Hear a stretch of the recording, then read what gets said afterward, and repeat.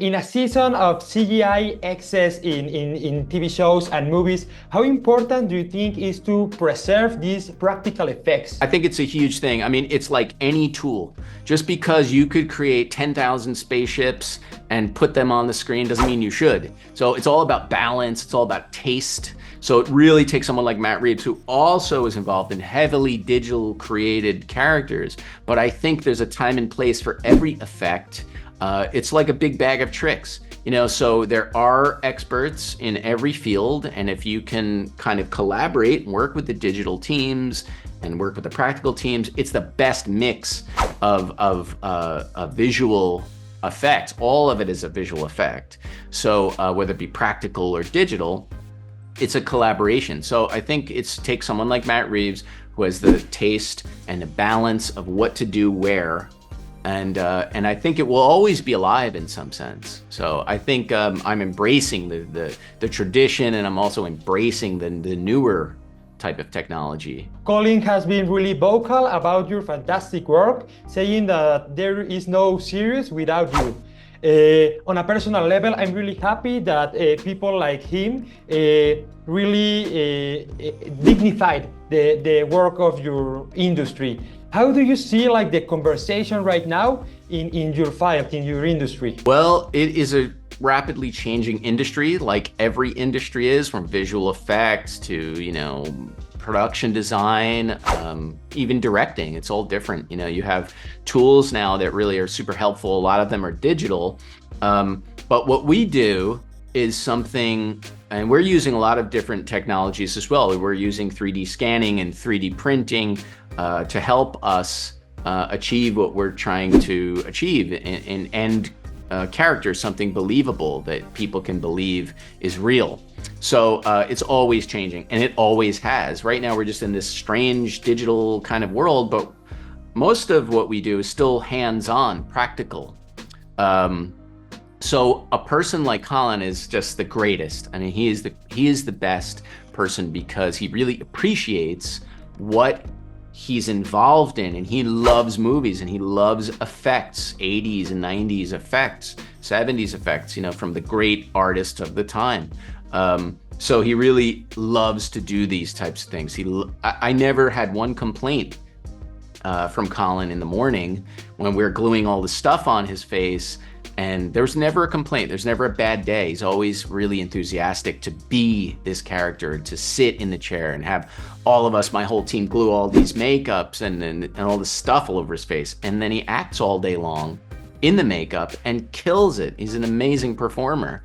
So I think it really helps an actor, and it keeps alive the human magical touch to creating something from your mind in a collaboration with Matt Reeves and Colin. It's all a jam. It's like a band, you know. So we're coming together and we're filming it, and we're editing it and putting it out there, you know. So it's just a really amazing artistic collaboration. What can you tell us about the meaning behind the scars of Oswald? So I have an extensive portfolio of reference photos, some that people would really be sickened if they saw.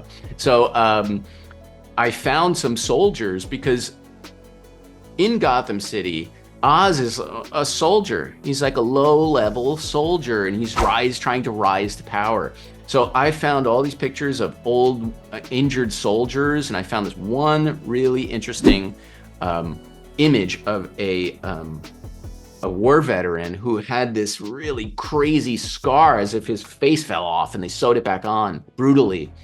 So with a combination of my inspirations of birds and injured birds and thinking of where he's living and the environment he's in, I kind of combined these layers of attributes to him. And I really wanted to tell the story of where he's been and who he is by not saying anything, by just sculpting something and creating a design where you can assume he's been through hell to get to where he is to survive in this world, which I think is a very brutal world. It's a very, you know, gangster, brutal world where there's a lot of killing and there's a lot of political corruption and all of these things. So I think the face and the design inspires who he is as a person, and it just only helps the acting and Lauren's writing and Matt's writing, you know, so. Do you think that it helps for an actor to look different, to build a character? Oh yeah, I think makeup has a long history of helping actors become a character. And I think from the beginnings of makeup in film, through Lon Chaney, who would make himself up to be, you know, the Phantom of the Opera and all the Hunchback of Notre Dame. He would make himself up in the mirror in the silent era of film. And then that was passed down a few generations to the speaking films with Jack Pierce, who was one of their most amazing artists in my industry, who created, you know, Frankenstein and the Wolfman and the Mummy and all of those things. And he really innovated film makeup. And then you have the Westmores and creating the Creature from the Black Lagoon. And then you have Dick Smith, who was actually my mentor. Dick Smith had created all the makeups for The Exorcist and The Godfather, which was one of Matt Reeves' inspirations, Fredo, from that film, The Godfather, for Oz the Penguin. So Dick Smith was my mentor. When I was young, I would speak to Dick Smith over the phone, and he would give me inspiration and all of that. And the guy is a legend. Amazing makeup artist, and really innovated our field. One of his proteges was Rick Baker. So it's this like constant connection of artists who are kind of inspired by each other. So you have Rick Baker, who did Thriller and Harry and the Hendersons and the Nutty Professor. And then you have a generation of my generation, which is taking inspiration from Rick Baker. So we're all interlinked from the beginning of makeup. So I think it really helps an actor to become someone different.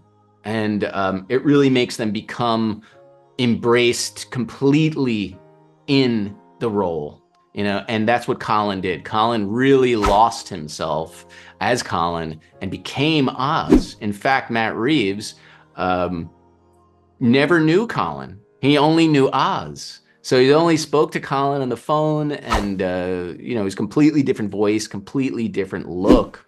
So I think it really, Colin really became Oz on the movie and in the series. And I really think it's a very helpful tool to an actor to become someone different. And my last question is, the Batman universe is expanding more and more. What other character from the Batman universe would you like to bring to life with these practical effects and a lot of that amazing work to do? Well, I've always been a comic book fan, so there was always a thing where Marvel looked different and DC looked different, and I think the DC and the Marvel world really look different. You know, so I love DC. I always loved DC, especially the early stuff. You know, from the '40s and all of that. I've read all those comic books. I don't know. I mean, we've seen the Joker many times. I don't know. I mean, I think I would love to explore Clayface maybe, or someone different that we haven't ever seen before. I mean, outside of a cartoon or it's outside of animation. So there's so many to choose from. There's hundreds. So I would love to take a crack at something like that in the future. We don't know what we're doing yet, but we'll see. Perfect. Thank you so much for your time, and congratulations on your work.